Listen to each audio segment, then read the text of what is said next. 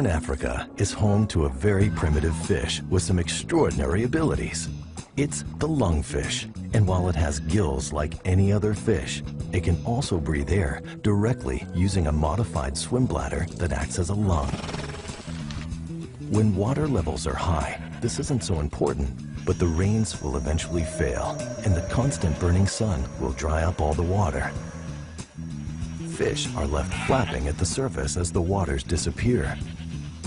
Only the air-gulping lungfish is able to cope with these extreme conditions, but it's still exposed to the heat and is still at risk from predators, so it relies on another, even more extraordinary ability.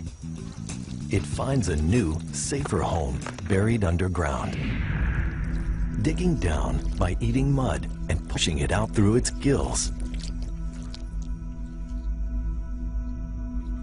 To stop it drying out, the lungfish exudes a special mucus from its skin, covering itself in a thick layer that hardens to form a waterproof cocoon. Only a single hole is left for breathing. Baked into this mud sarcophagus, the lungfish slows its metabolism to 1/60th of its original rate, relying on its muscles and body fat as a source of food and water. It becomes just another piece of hardened mud. And lungfish have even been known to end up as an accidental brick in a mud hut wall.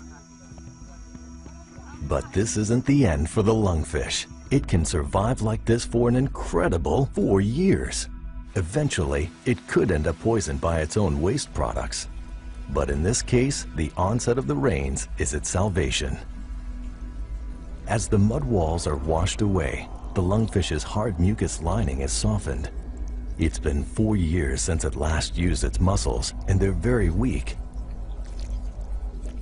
But as it breaks free of this mud cocoon, it still manages to drag itself towards the nearest source of water. It's the ultimate survivor.